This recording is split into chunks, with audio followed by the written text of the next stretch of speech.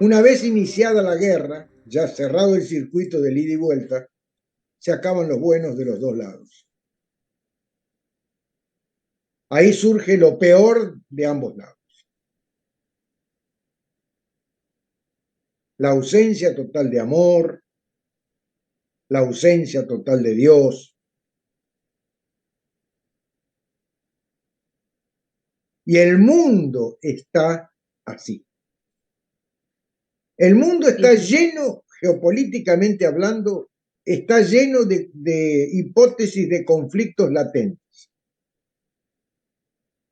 Porque el ego humano que ha construido su mundo, el mundo que conocemos, está basado en el espíritu de la conquista. Todos los grandes imperios que dieron origen a las grandes naciones o las naciones en general, o a las culturas en general, se iniciaron en campañas de conquista, grandes conquistas.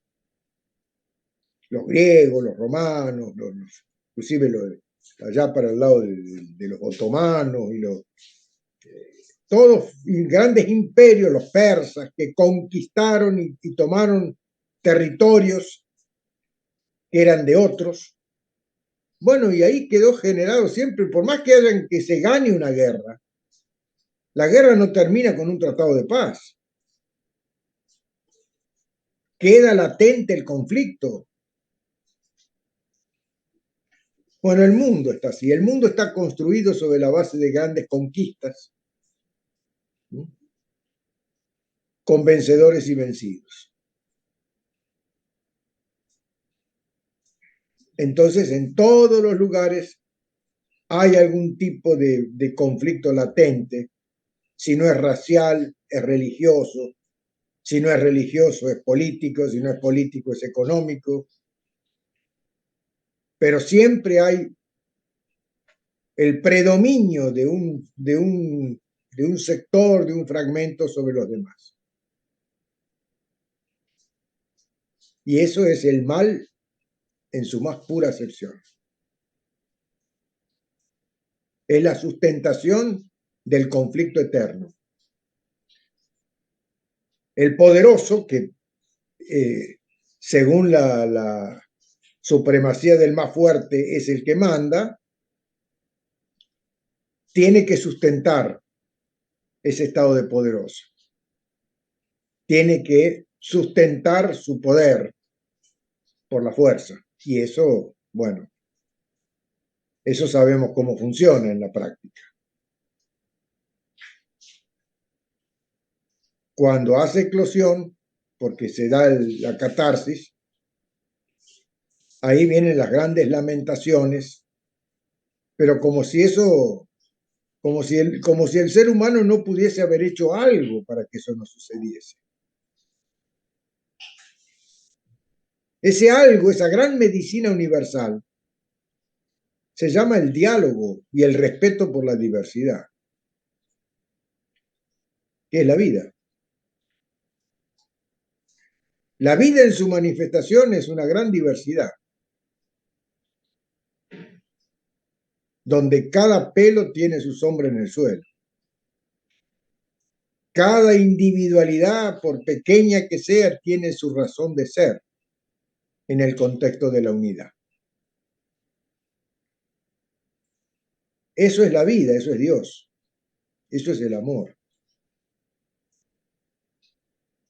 Ahora, basado en los fundamentos del ego, de que es la supremacía del más fuerte la que le pone el orden a las cosas, entonces estamos todos en el horno. Porque ya esa pluralidad que es la riqueza de la vida, la generosidad, la abundancia de la vida, desaparece, deja de tener ese sentido y se transforma en una hipótesis de conflicto.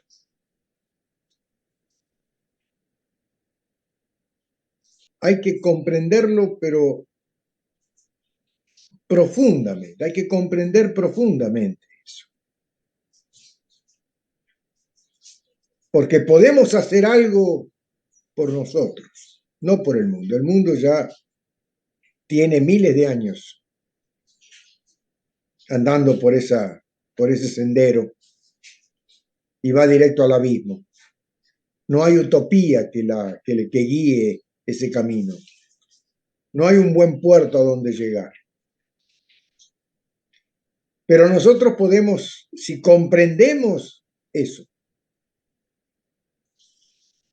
podemos hacer algo diferente en nuestro pequeño mundo.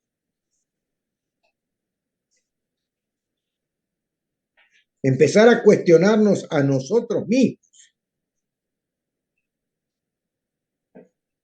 ¿En qué medida estamos identificándonos con esa conducta de la conquista, con esa conducta de la exclusividad respecto de lo diferente? Negando lo diferente o negándole a lo diferente lo que pueda tener de veraz. ¿En qué medida estamos haciendo eso? Porque con eso estamos contribuyendo al mundo grande. El granito de arena que sumamos no es oro alquímico. Es un granito más de odio que se pone a disposición de la pluralidad del género humano para que haga buen uso de esa forma de pensar. Buen uso, bueno, eso de bueno lo ponemos entre comillas.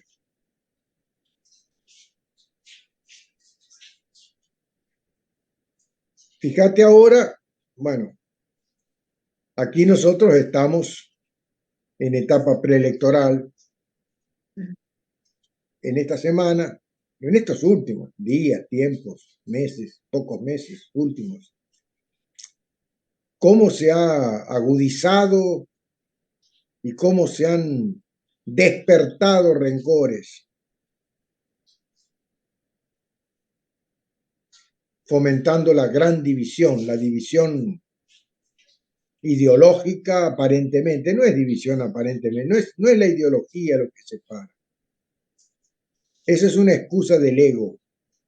Esa es la punta del iceberg, lo visible. Hay una estructura más profunda, la parte de abajo del iceberg,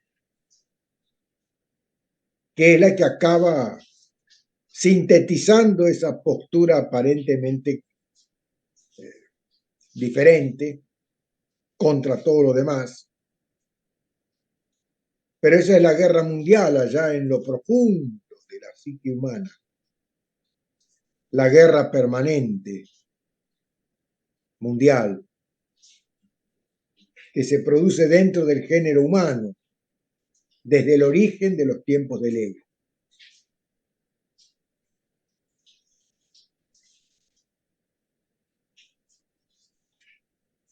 Las cabezas visibles, con nombre y apellido, no son nada.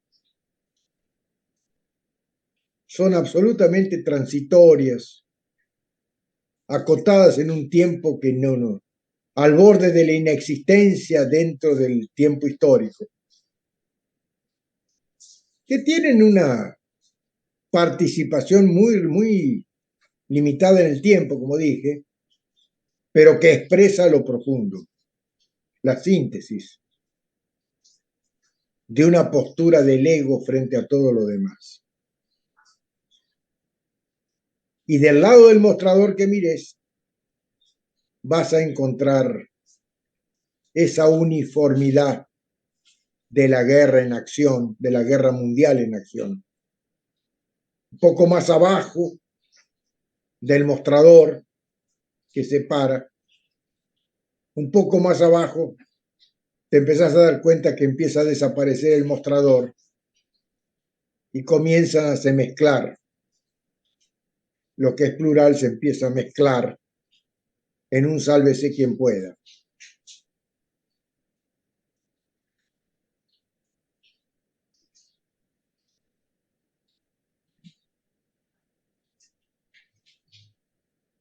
Esa es la guerra del ego.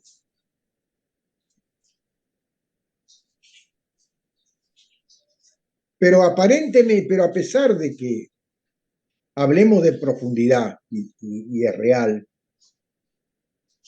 no es la profundidad suficiente como para generar estados definitivos. Más profundo aún está nuestro ser, Dios, la esencia de la vida misma manifestada en todos y cada uno de nosotros.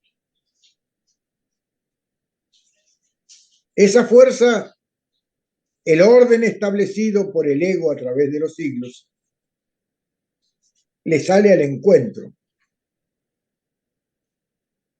El ego, para, como una capa asfáltica, no deja que esa fuerza vital de la construcción de la vida misma, del fortalecimiento del bien común como el patrimonio universal, el ego le sale al encuentro e impide que eso aflore.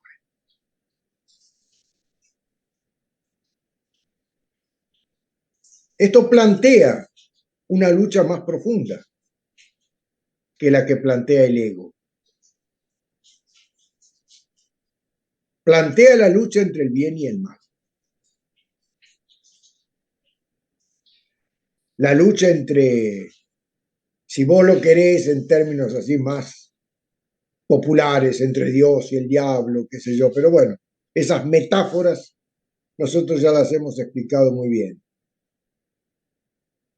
Nos apartamos de cualquier imagen del viejo bueno con barba y del otro que tiene una cola con y un tridente también lejos de esa otra imagen. Hablamos de la fuerza de la pluralidad como entropía, la fuerza de lo colectivo negándole coherencia al bien común. Eso es el mal. Si lo querés sintetizar con el mantra diablo, bueno, ponele diablo, pero sacale cualquier figura antropomórfica que lo represente. Bueno, también está los tres atributos de Dios: la omnipresencia, la omnipotencia y la omnisciencia. Esas dos dimensiones del poder son las que deberían definir la madre de todas las batallas, el bien contra el mal. Y esa es una batalla que se libraría o debería librarse día a día, un día después del otro, en las pequeñas cosas de todos los días. Parece no sé, una locura que una guerra de tamaña dimensión, la madre de todas las batallas, con las implicancias que tiene la naturaleza del bien y del mal, puedan desarrollarse en pequeñas cositas de todos los días, sin que eso pierda su hondo significado. Como decía Jesús, resuelve lo pequeño, que lo grande vendrá por añadidura. En lo cotidiano, en las pruebas con que la vida nos prueba, están todos los elementos de ese enfrentamiento.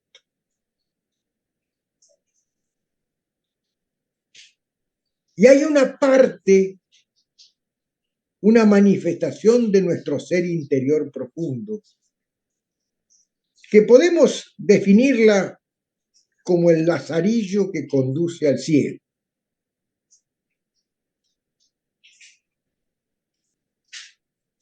Es la voz de nuestra conciencia, que es la voz de nuestro propio ser interior. Que ante cada paso que damos en la vida, genera hacia adelante una bifurcación del camino. El bien y el mal. El buen paso o el mal paso. la buena elección o la mala elección. Esa es la dualidad, la bipolaridad de la existencia. Esa dualidad entre el bien y el mal está presente de instante en instante en la vida de cada uno.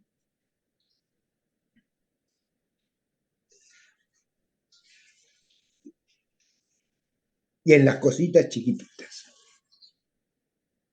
Ahí es donde el lazarillo que conduce al ciego se hace presente de alguna forma, alertando.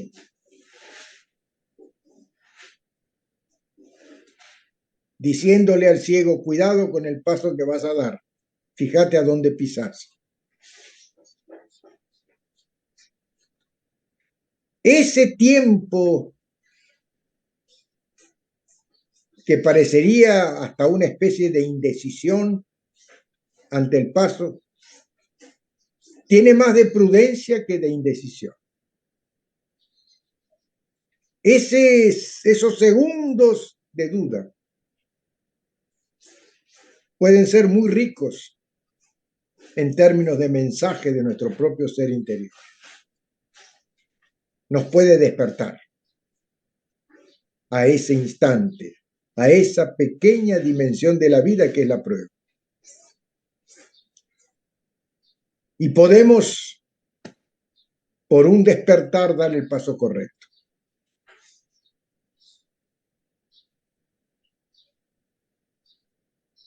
El paso correcto, o sea, el bien, no es una receta de cocina. El bien es todo el alimento que precisa nuestro ser para germinar. El mal es todo lo que le niega ese alimento al ser.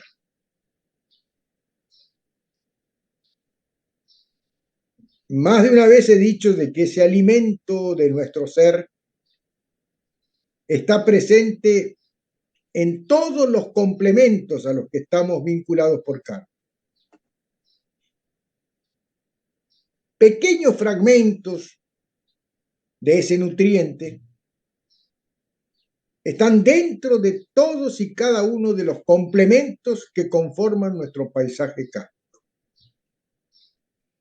O sea, en esa diversidad que percibimos a través de nuestros 5 sentidos. Una diversidad con la cual puntualmente dialogamos con las individualidades, aunque no nos demos cuenta, porque no solo se dialoga con palabras, se intercambian muchas cosas. En ese intercambio ininterrupto, como la respiración con el reino vegetal, en ese intercambio ininterrupto, tenemos la oportunidad de extraer el nutriente para germinar, para madurar como persona.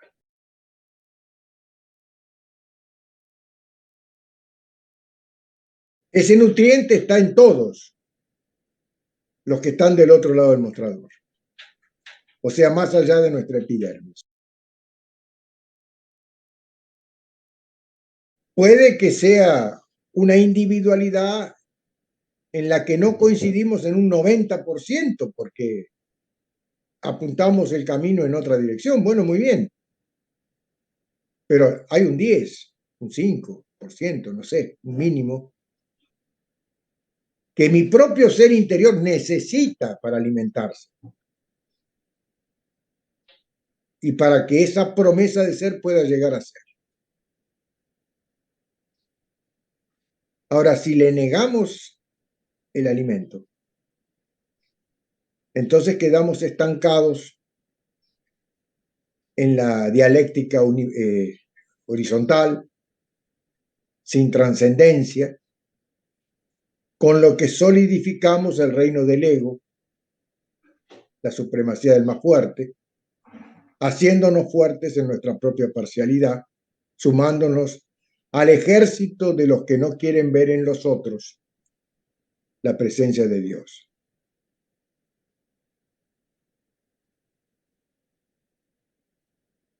No tenemos la exclusividad de la vida como individuos, somos parte. Y la vida es todo, Dios.